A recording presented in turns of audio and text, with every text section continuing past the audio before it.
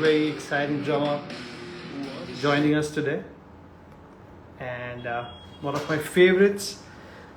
Been following him for so many years, and now finally got to meet him in India a couple of years back, and he's here today with us. So I'm gonna add him very soon. Just waiting for some more people to join in, and this is gonna be a fun session. So yeah, really excited about this one. And as I had mentioned earlier, that this edition of the Zildjian Talk is going to feature some incredible drummers from abroad as well as from India, and I'm really looking forward to the second edition. And a big thank you to Zildjian India for making this possible. And so yeah, as you guys know, we have this drummer who's the king of interdependence, the amazing Marco Minnemann. He frankly doesn't need any introduction, but for people who don't know him, he's known for his technical playing and total limb independence. Marco has his work spans many genres and included bands and artists like the Aristocrats, Joe Satriani, Steven Wilson, Jordan Rudess, Alex Lifeson, Randy McStein, and the list goes on. It's like, and he's a multi-instrumentalist. Can play bass, guitars, drums, sings. It's amazing. So let's, without any further ado, I'm gonna add the amazing Marco Minnemann.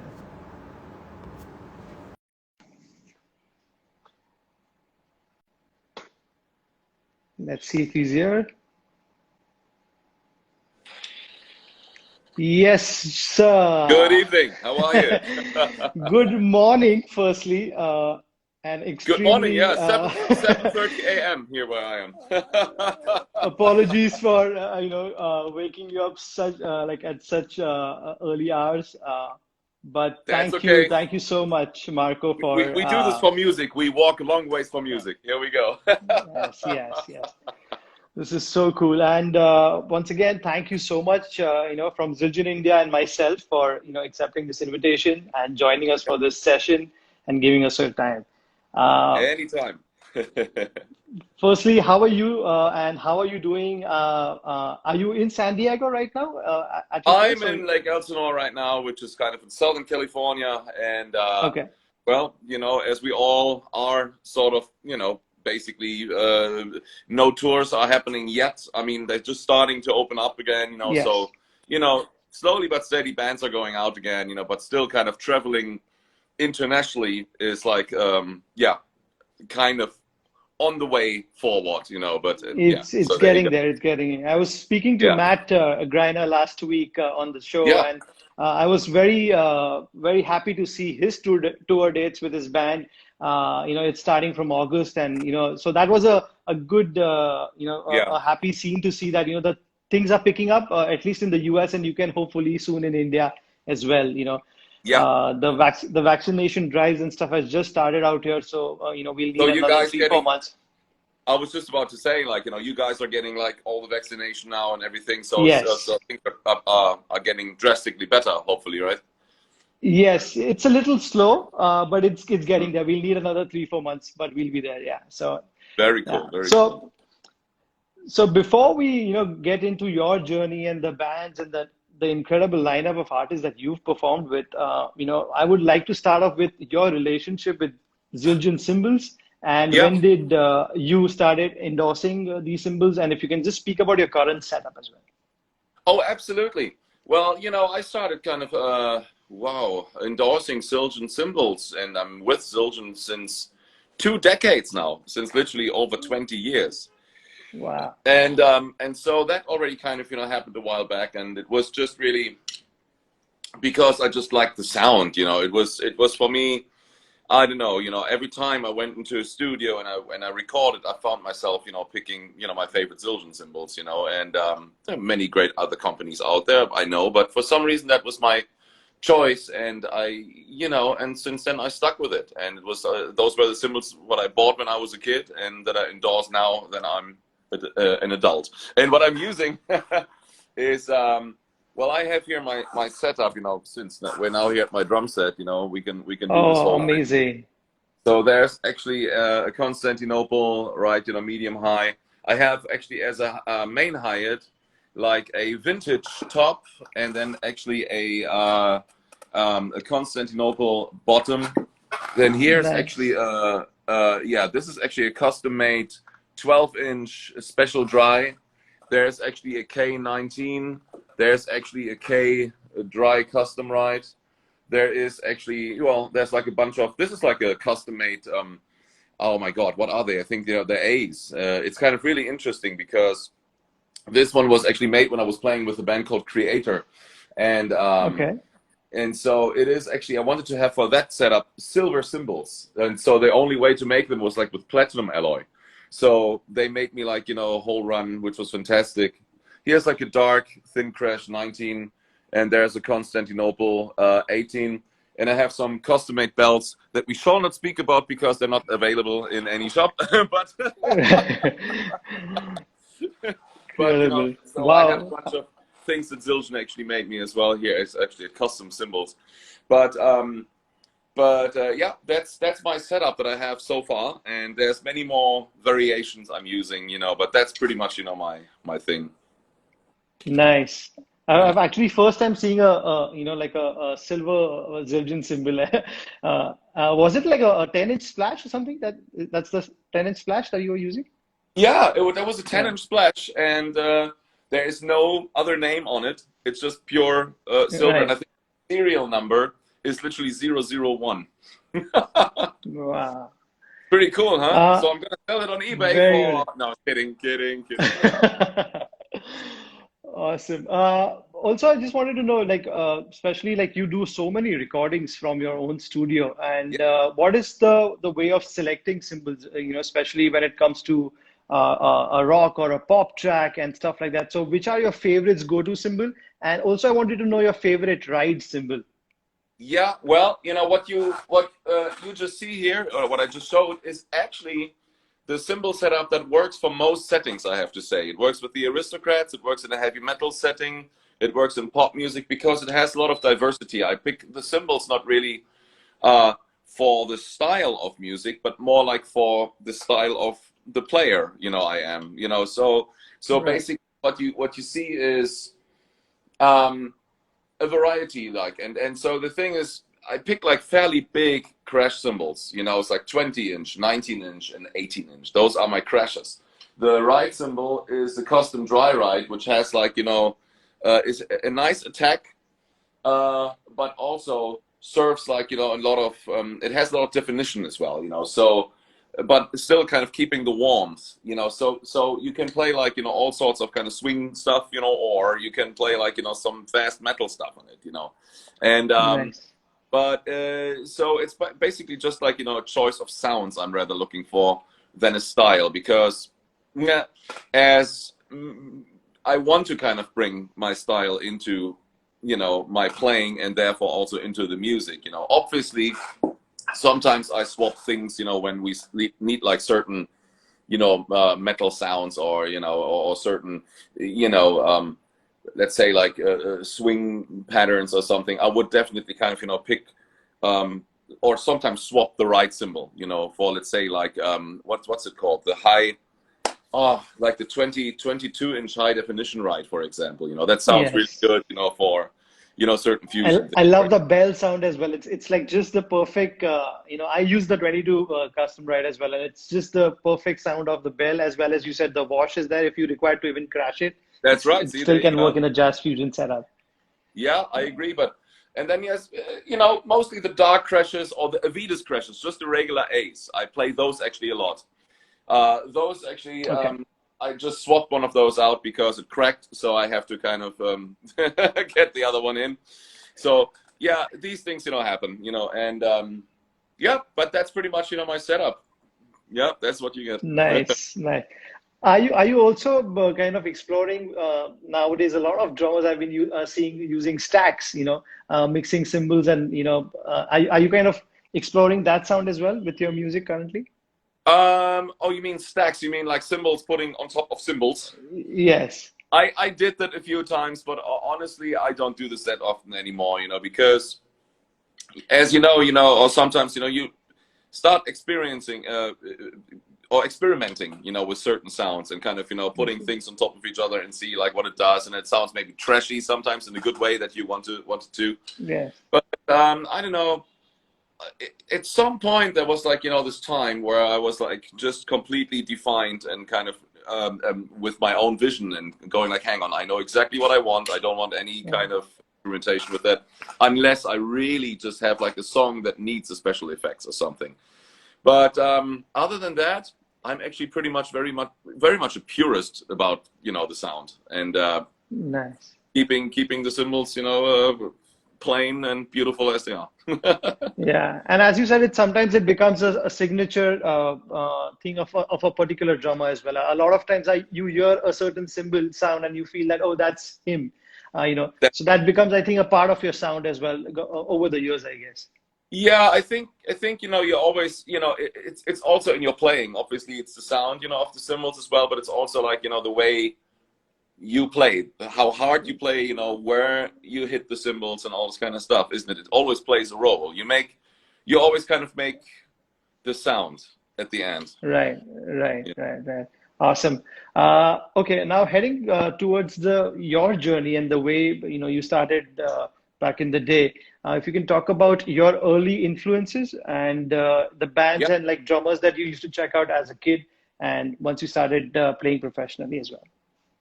Well, yeah, I started, really when I was like 6 years old, I guess, and the deepest impact was listening to a band called Queen, so remember those guys. And so Yes. yeah, my parents actually are huge music lovers, and so they have a huge record collection.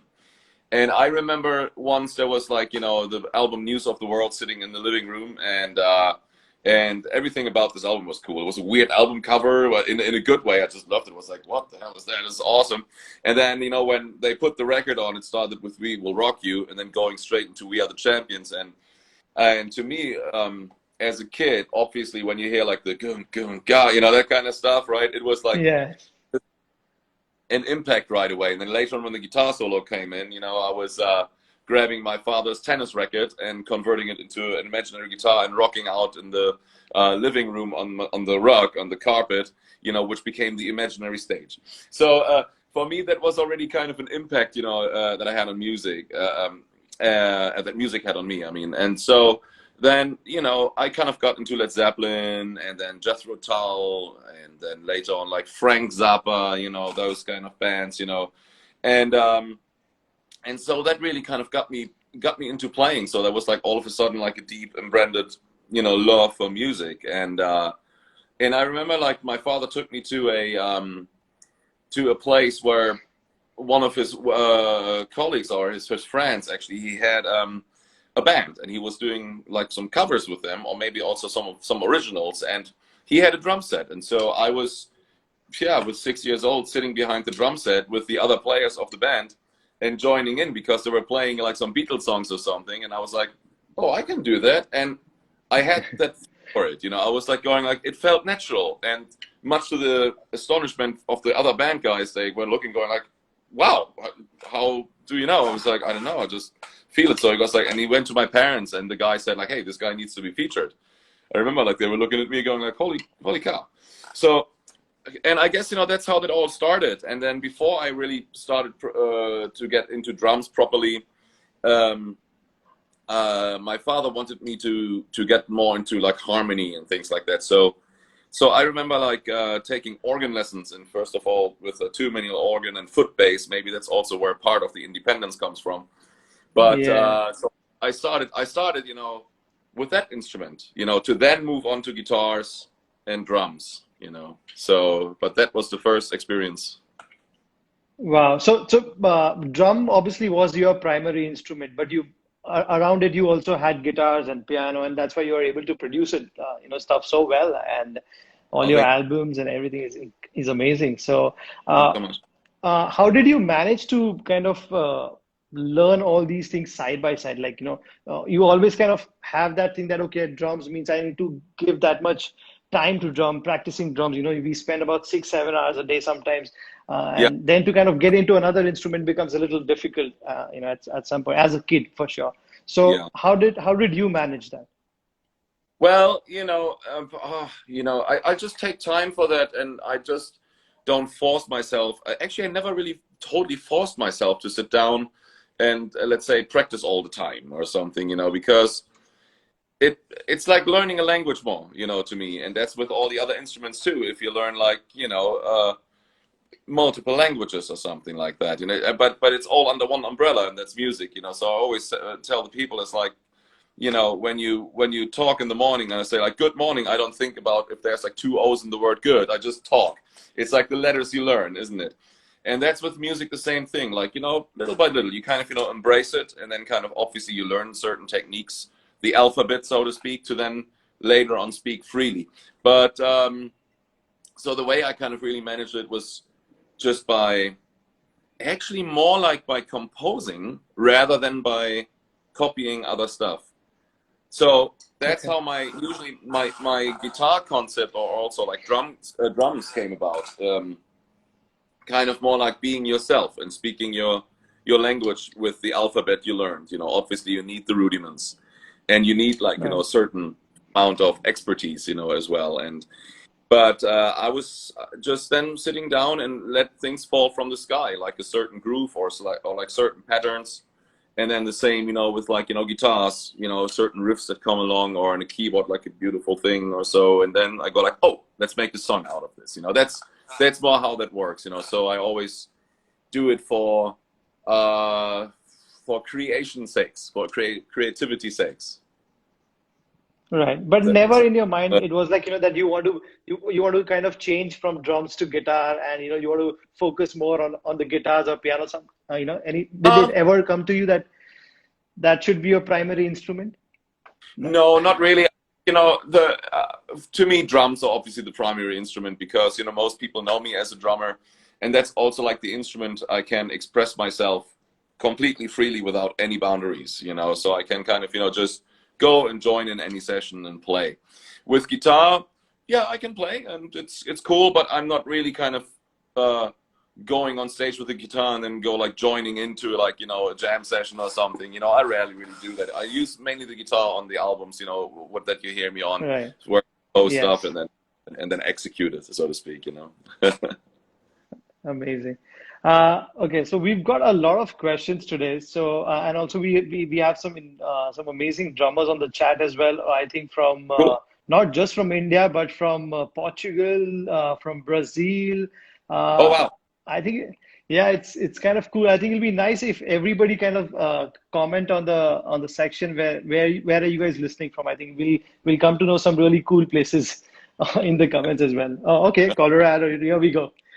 So awesome. Good. Do drop in your questions for Mark out here, and I'm gonna ask him all those questions out here. So going forward, your relationship with India has been pretty special, and you work with musicians from India, Yes. and also understand the rhythmic system out here. So if you can just elaborate on how your experience has been with Indian culture and Indian musicians. Well, I started, playing with great indie musicians already. Oh my God, about like 25 years ago, and that happened, either on drum fests or when we kind of tour or something like that. So I was always very interested in the way of counting and how you guys obviously subdivide, like the conical. Obviously, that's the Yes. language, and it completely works together with the way that you can kind of, count it in my world or how I grew up. So, and that was when we started playing. I started doing this thing with Karuna Murthy. He's a percussion player, and so we did like a few shows together, and we had a great time. And so when I would go like, hey, let's do like a five, and we do like one, two, three, one, and he goes like, oh, cool, yeah, I add like a 60 notes, like bum, dum, dum, dum, dum, dum, dum, dum, you know, this kind of stuff. And so, and I was like, oh, that's very cool. And then the way he counted it, and I would phrase it, you know, and translate it, would completely lock. So it's technically, you know, we're obviously playing for the same team, literally, you know. So that's the cool thing. Right. It's We like just never. have we just call it differently. I think you guys call it quintuplets and we have a khand jati, which is basically fives. So I think that's what Yes. it is. So yeah. And then Please also, go. like, you know, the way, you know, where you counted with your hands and stuff. And so that's very cool thing. So, but I remember, like, you know, so that was like my first introduction, you know, to play together in the way, you know, with drums and tabla, for example.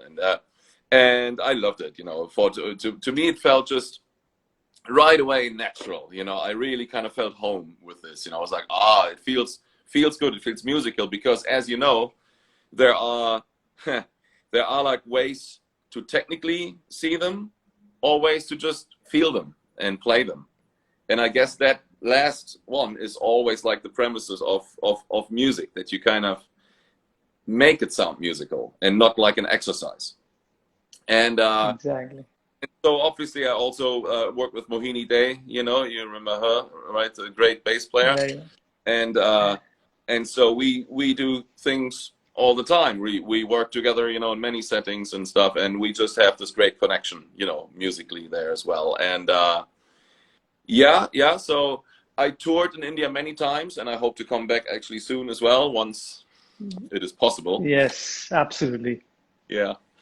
So there you go. That was so that's basically the thing. And I just love how enthusiastic people in India are about music, you know. It's always like a pleasure to perform, and it's always, you know, and that doesn't only count for India, globally it counts for the thing like that. So many interested people are coming out to see us play, and also, you know, with the musical knowledge and background, you know, to understand, you know, what's going on. And I like that a lot, you know. Yes, there are, I'm sure there are a lot of fans in India. They always kind of wait to see you here in the, whether it's Yeah. Mumbai or Delhi or even Northeast. You have a crazy fan following out here. So yeah, we are really excited to maybe, host you soon back in India once Yep. the things are kind of slightly better. That would be Uh, great. okay, awesome. Going forward, just wanted to know more stuff about your experience with working with, legendary artists and, legend musicians, bands. Yeah. How was your, kind of working with somebody like a Steven Wilson? And Yeah. I also have heard somewhere that you kind of met David Gilmour at some concert, and Ooh. uh, so how is it working with such incredible musicians, and how do you feel when you see somebody like a band that you really liked at one point, you were a fan of a band, and now you're playing with a musician from that band? So how's the Well, experience? yeah, these things are always great, you know, obviously when that happens, you know, and you know, to me, obviously, having a chance sometimes to collaborate with guys like Alex Lifeson from Rush, for example, that's Yes. fantastic. That is like, you know, something. You know, I bought those albums when I was a kid, and all of a sudden you start collaborating. That is like obviously a deep impact. You know, you treat everything, you know, that you do with, like, you know, satin gloves, basically. You go like, oh my gosh, you hear, like, you know, basic Rush coming out of his hands, you know, and stuff like that. And you go, Wow. oh, this is cool. And it instantly, you have like so much respect for that. And you know, and that's those things. I mean, I think the legendary players and idols will always stay icons for you. You know, they will always, you know, be deep inside of you and in your heart and stuff like that. And so, yeah, and I think, you know, the biggest things to me was like, you know, meeting Brian May a few times, or meeting Jimmy Page a few times, you know, and Ooh. obviously legendary players. And yeah, it's like one of those moments you think twice every time when you say something, right? You go like, okay, I gotta. But I love it, you know. And so, but I'm fortunate to work, you know, with a lot of great musicians in the world, you know. So, and like I said earlier, not to sound repetitive, but yeah, we're all fighting for the same team in the very end. You know, all these people are only as passionate about music as I am, or as you are, or something. you know, and that's the beauty of it, you know. So I guess you're only really as good as the notes you play, as the last notes you play. So keep doing that, you know, and that to me is like, you know, the machine that keeps or feeding the engine, you know, and yeah. Right. Awesome. Uh, Coming to the songwriting process, you know, if you can just talk us through, uh, in especially like you know your latest album, which came, My Sister. Yeah, I think about 20 songs, uh, if I'm not wrong. There are about two that sections, right? yeah, that's a double CD, and it Yeah. has a lot of variety. That's true. It has like, you know, a lot of music on it. Some stuff is more in the modern composer field, you know, where you have facility, but also, you know, like classical elements. And then there's like, you know, one region that goes more into songwriting, like just like, well, kind of write songs from the lyrical standpoint, and just, you know, it can become a pop or rock song. And then there's like, you know, instrumental sections where I, you know, just go nuts and kind of, you know, just explore, you know. And I love that. I think it's good to have actually a wide palette, you know. And that's what I always compare music to food, you know. That's like one of those things, you know, going like, okay, one day you like to eat sushi, maybe the other day a steak, or if you're a vegetarian, maybe some beans, you know. Yeah. What do you, all this kind of stuff. So you kind of that's really the way I see it. So it's and with that album actually, especially, it has a lot of variety on it. Yeah. Yes, I really love your track "Drum for Your Life." I recently actually covered it as well, and you know I had a great time, you know, breaking it down, and it's really amazing. Also, this the Yeah. album has some amazing vocalists as well, like you know some really Oh, good singers which have been featured. You know, they sound amazing, and yeah. There is are an they all from different parts of the world as such? what to say. I there is like Aditi Singh Sharma is on it. She's Yes, Aditi is there. Yeah. exactly great artist, you know, from India, and we met actually in Bangladesh, where we were doing like a thing, you know, together, like a TV show, which was called Wind of Change.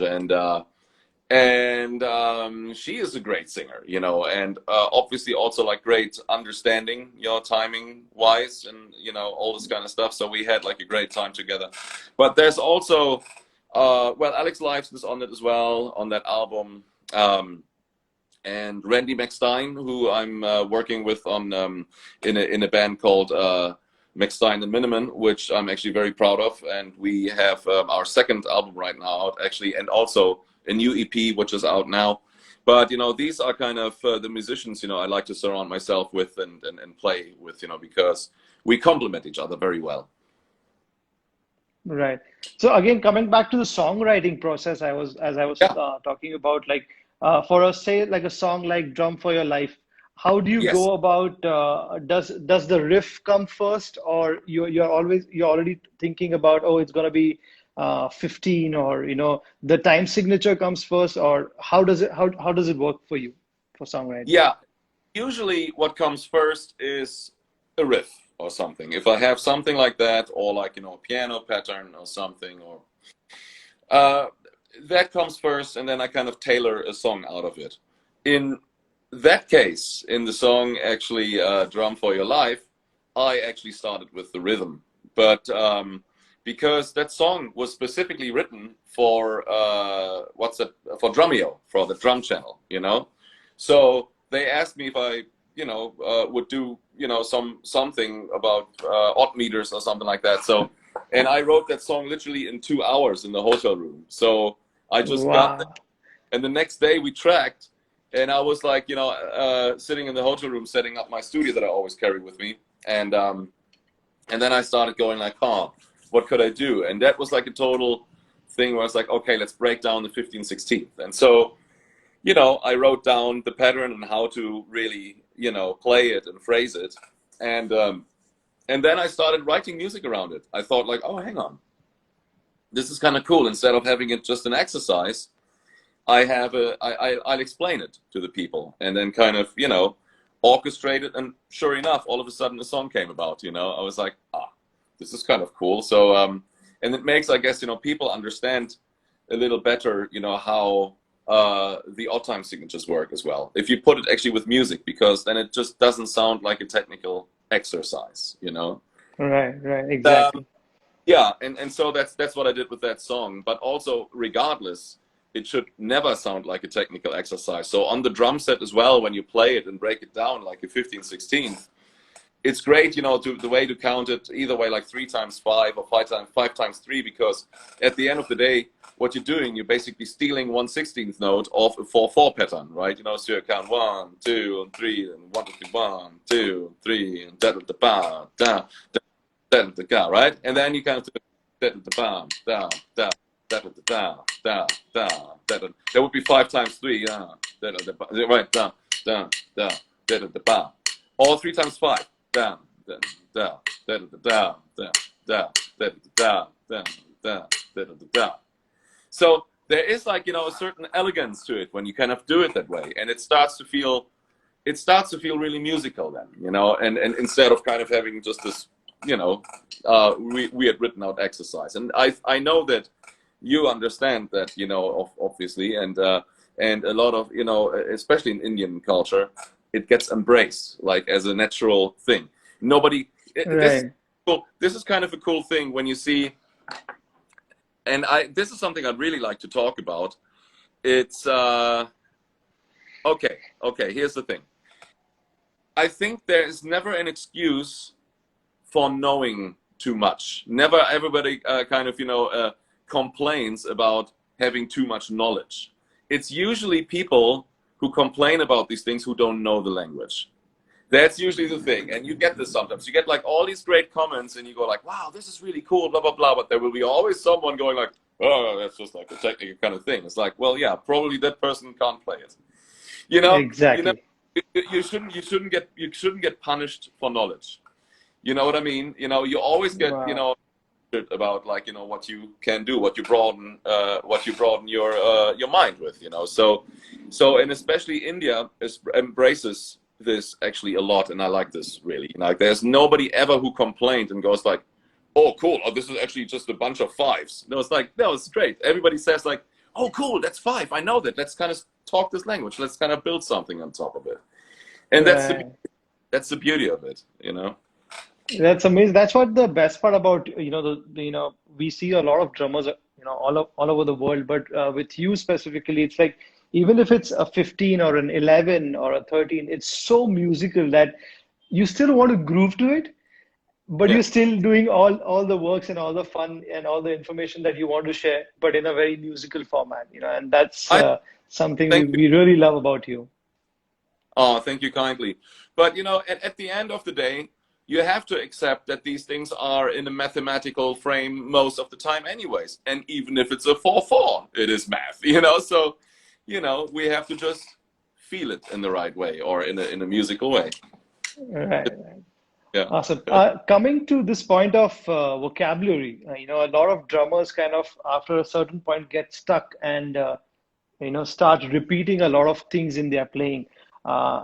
Yes, sometimes when you solo and stuff, you got to repeat certain things. But after a certain point, you know, especially students ask that, you know, we are stuck and we are not able to kind of come up with new fills, or, you know, just the groove pattern has become the same and same again and again. So what would you suggest, and how can they improve over this hurdle? Well, I guess, you know, it's the more you kind of broaden your spectrum and the more you release also music, you are kind of automatically tempted to articulate yourself differently. At least that's in my case. Look, okay, I see it the following way.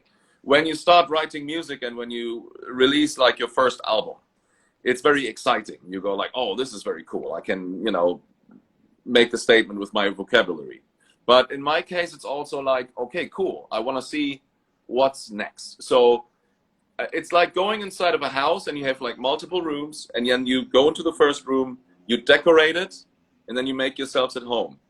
And then when you like it, you go to the next room and go like, ah, I hang like different pictures up. I have like a different kind of setting, or like different design. And that's the same with me with music, you know. So releasing, for example, albums helps, I think, a lot to to broaden your mind and kind of get new perspectives, because you don't want to be repetitive all the time, right? So, and that's already kind of a creative process and kind of spark, So, and that comes actually for me very natural, I never really think about like, oh shit, I must do something else, but it just is, it's a natural flow, because I'm curious to kind of, see where else you can go. On the other hand, there are like two sides of it, because if you're obviously a band like AC/DC, who I'm a big fan of, well, I'm a big fan of that band. Yes, they kind of make the same recipe, like they make the same hamburger since 1974, right? So so that works actually as well, So so it's what you really want, isn't it? Some people just go like, yep, I'm gonna do always the same thing. That's the band I have, and we groove, and here it goes, 1, 2, 3, 4, boom. That's it. There it is. And then there's like certain artists, like Ryuichi Sakamoto, for example, or something, who always explore new territories or look for kind of cool sounds or whatnot. And I think both is completely valid. Both things are completely valid. But sorry for the diversion there, because the question originally was like, if people are getting bored to play the same fills or something, Yeah. What I sometimes, would try is try to play like the fills you do with your hands. Try to do them with your feet, for example, and answer those kind of patterns, And there will be amazing new things opening up for you, and new spectrums and new doorways and rooms.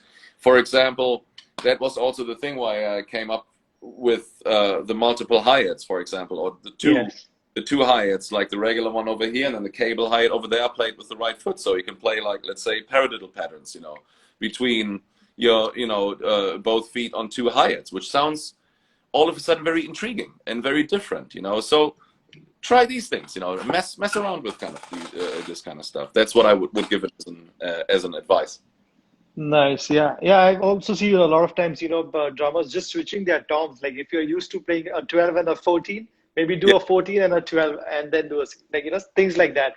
That's an amazing, answer for this. Yeah. I think it should help most of the people out here.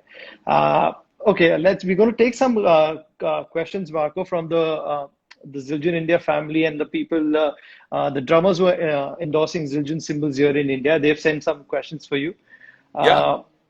So the first, I think you've already answered. This was from Kwab, who's again an amazing drummer. About what do you think about the Indian rhythm system? And I think you pretty much cleared how you think about it. And I just wanted to know, especially for your album and stuff, do you ever, as you said, for Drum for Your Life, you came up with this particular groove or the time signature first. Do you ever think in an Indian conical format as well, certain times for certain tunes?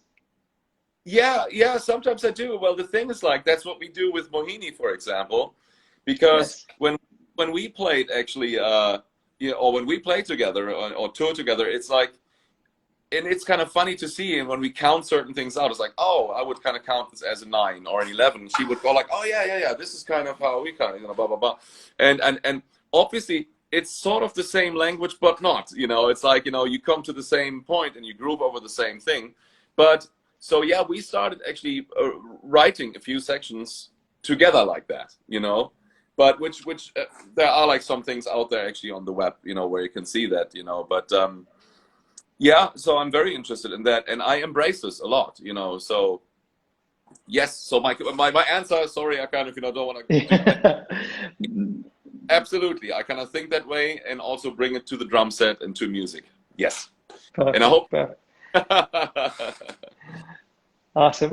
This is a question from Nikhil about your current practice routine, and even back in the day, was there a kind of a routine for drums that you used to follow, whether it was concepts, formulas, rudiments, and especially a lot of people have been talking about polyrhythms. So how did you practice, and how did you go through that whole process? Well, I kind of, when I was a teenager or something, I made myself a schedule, because I wanted to learn. So what I did was I set myself down and was like, okay, here's like a certain amount of time. I wasn't there with a stopwatch or anything, but I was there practicing rudiments with the hands, then with the feet, then with this side of your body against that side of your body, and then with this side of your body against that side. And then I would kind of, play these things against each other to kind of, practice like the independence as well. So that would be like one routine, just to kind of free your limbs and kind of broaden, your mind a little bit, with things and add certain things to your vocabulary. And the other part would be grooving to CDs, just like playing to my favorite music. Like, playing like an entire Frank Zappa CD, for example, learning that and then playing along, just to learn, how composers, how work, and how music really works, in real life, playing to that, So as a teenager, when you are not really traveled yet and not really super experienced, it is great to kind of play along the music you really like. Because you start understanding how really the engine works, So this is actually kind of a thing I did as well. And then obviously, a good part of a practice routine is finding actually your sound to kind of go like, what do I actually like? How does my drum set sound? And when you record yourself, this is kind of really important, I think, because yeah, the exercises, that can be cool, but just kind of coming up with, with the sounds you like and listening back and go like, okay, yeah, this is what I want to sound. I want to have like a big bass drum, snare drum with a nice crack, but also bottom. And the mid-range are the toms. And then I want like to have like cymbals that are kind of warm more than they're bright or something. This is like a choice you already hear inside of your head. And I guess that's a big part of practice routine. Defining yourself, what you and who you want to be, really. So these were things I always was conscious about, and yeah, exactly. Awesome. Like one exercise you can offer to somebody who's just starting to understand polyrhythms, what will be the first exercise that you would suggest them to kind of start off? Because obviously it's a very overwhelming thing when a student just starts understanding polyrhythms. So what would be that one exercise? Okay, I'll give one exercise really, which I think is actually kind of cool and actually fairly simple, but it starts to free your feet. And so here, I'm gonna do this right where we are. So when I'm here behind my drum set, okay, so hang on, I don't think you can. Well, I'm kind of holding this so you can see like a little bit. So here's a good exercise, I think. Let me kind of put the phone, well, I'll just put the phone here for now. And perfect. So you have like, you can't really see the hi-hat, but I'm sorry, you have to kind of listen to this. So with the left foot, right. Yeah, with the left foot, if you play like the hi-hat on the offbeats, if you have like a thing 1, 2, 3, 4, and you play 16th offbeats, right? And then you take like, the hands away, but the hi-hat still is an offbeat. It's not like the 1. 1, 2, 3, 4, 1. And then you start playing over it. 4.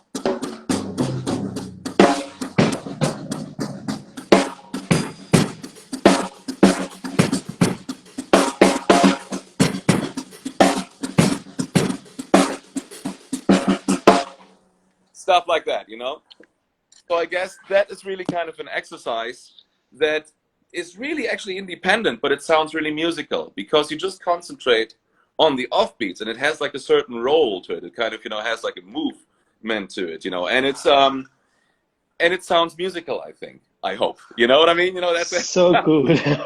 So just shifting 1/16 note. That's it. Nothing much you got to do. Just 1/16 note. That's it. Just 1/16th note. And I guess, that is a cool exercise to really kind of, free up a little bit to understand, space between notes as well. Nice. Thank you so much. Thank you so much, Mark. Oh, no problem. Okay, I'm going to take some questions from the audience. We have...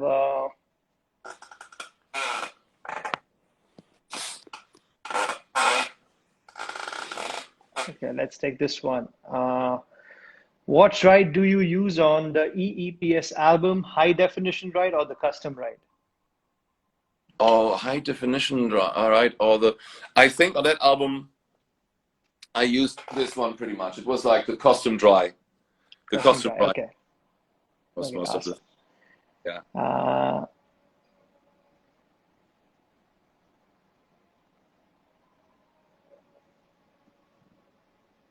Okay, let's take this one. The last album is extremely technical. Which song did you find the most difficult?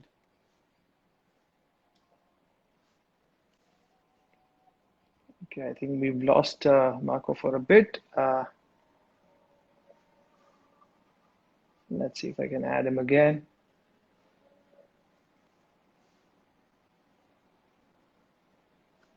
Okay, I'm gonna try to add Marco again, and let's see if he's here. If you guys have any questions, we have another 10 minutes left, and would love to take these questions from the audience. Thank you once again, everyone, for joining in. It's amazing to see people from across the globe. Let's see if I am able to add Marco again. Okay.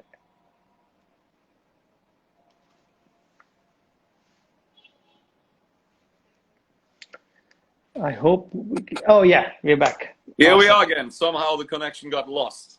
No problem. No Well, problem. it's only thousands of kilometers, so there you go. Okay, I'm going to put this question again. If you can read it out here. Yeah. The last album is extremely technical. Which song did you find the most difficult? Which album? It just says the last album. So maybe the Last sister? album. That means probably the one I did with Randy McStein together, which is called McStein and Minnemann 2. Yes. I don't know if it's such a technical album. I think there are like, very, very beautiful songs actually on it. And, well, yeah, obviously some songs, have the technical aspect, because I like to play that, and it kind of, flows as well. But what was the question again? Which was the most difficult track for you in that album? The most difficult track on the McStein and Minnemann 2 album would be possibly, oh my God, let me think. There is a song called, I forgot what it's called right now since I don't listen to my own album so much. There's like, what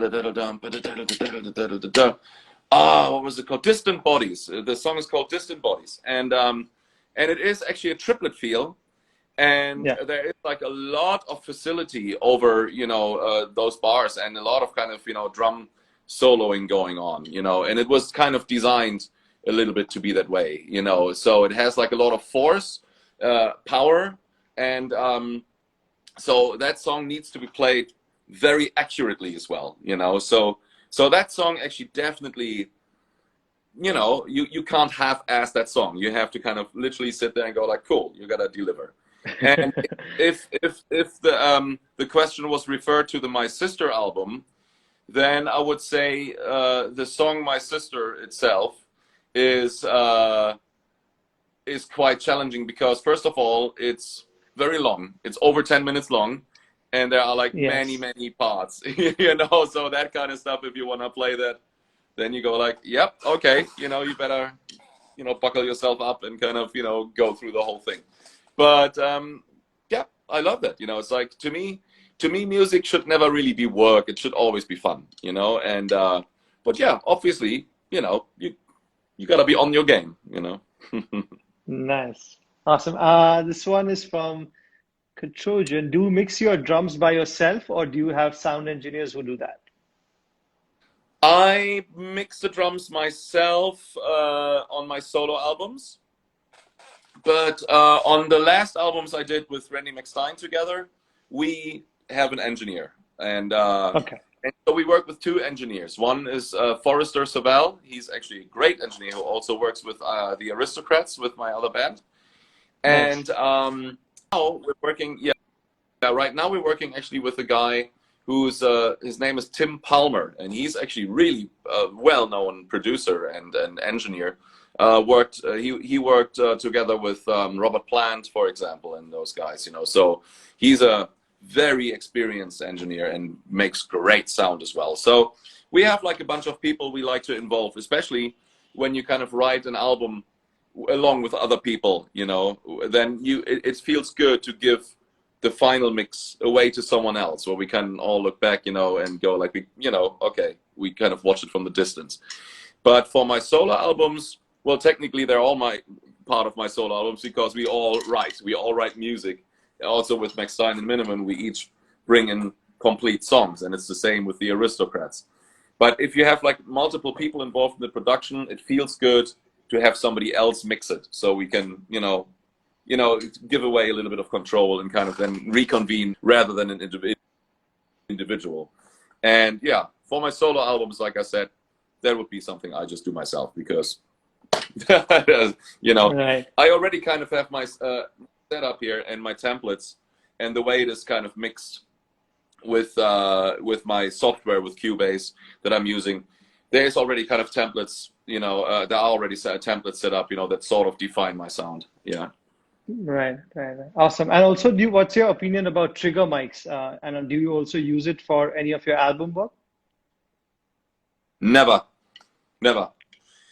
That's kind of a thing I absolutely don't do. And why would I? It's kind of the things, I mean, I like it so much and spend time to find my sound over the years. And here's my sound. Why would I use triggers? It's like one of those things, I mean, look, I don't want to judge, and people can do whatever they want. And I've been on productions where I got triggered as well, but I'm not doing this myself, but if I'm at a certain metal production and the producer later on says, or whatever, hey, let's kind of, for that song, trigger something because we need a certain sound or whatnot. Hey, by all means do it. But myself, no. I kind of keep my drum sound as natural as I can. Amazing. There's another question from Sparsh Sangam. What's the first thing you give your attention to while listening to an album? While listening to a what? Sorry. To an album, when you listen to an album, maybe by another artist as well, what's the first thing you give your attention to? The first attention is always the songwriting. Never the technical aspect. So I pick music by the beauty of the songs. And that's the thing, that happens. So in my record collection, what you hear is just like beautiful music that I would just like to hear, and not to.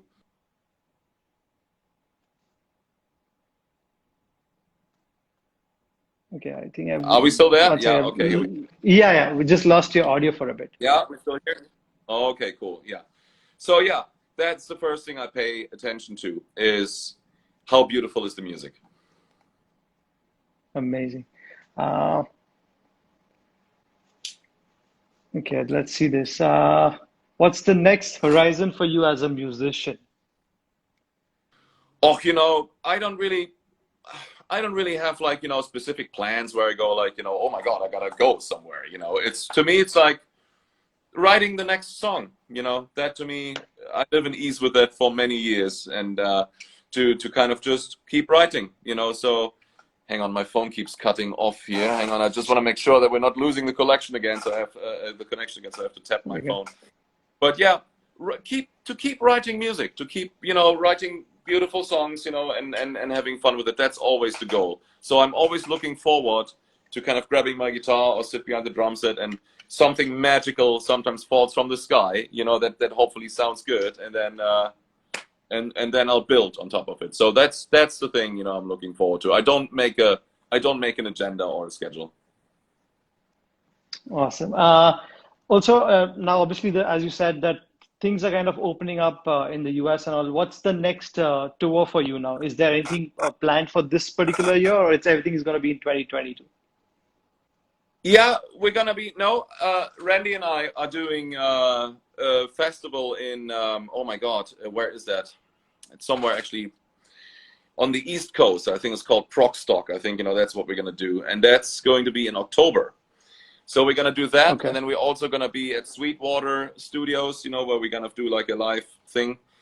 And well, and then in 2020, in 22, we're gonna do the Cruise to the Edge, the famous one with the Yes Cruise. So we're on that as well. And so yeah, as you can see, things start developing. Nice, nice. Good to hear that. One final message, Marco, for all the upcoming drummers, musicians who are listening to us right now. What will be that one thing that you would want to tell to everyone out here? Don't play music. No, I was kidding. Okay, so get a career in something else. No, kidding. So no, of course. So I would say, like, the message is really play everything with your heart, with your soul, and with ultimate passion. Take it serious. Take music serious, and because that's the key, pretty much, to success and also to peace and happiness. Really, if you do something and you do it good, there's no other feeling that can be more satisfying. If you can, speak and express yourself freely. It's almost to me like therapeutic, and I want to give this as a message. Writing actually a nice song is very gratifying. It's like creating. It's art, isn't it? And so the message, is like, please, just play everything with ultimate passion. Amazing. Thank you once again, Marcos, for your time. And I'm really, firstly, the apologies for making you so early in the morning. I set literally an alarm. I literally set an alarm. I was like, out partying last night as well. So I kind of got back home and was like, oh no. So, but that's totally fine. See what the sacrifices we do for music. After this, I'm going to go straight back to sleep. Thank you, Marco, and we will see you in India very soon. And once again, a big thank you for Zildjian India for being here on the show. Thank you so much, and hope to see you soon again. Thank you, thank you, everyone, for joining in, and we'll be back with another amazing drummer next week, and we'll see you next Sunday. Cheers, guys. Stay safe. Bye.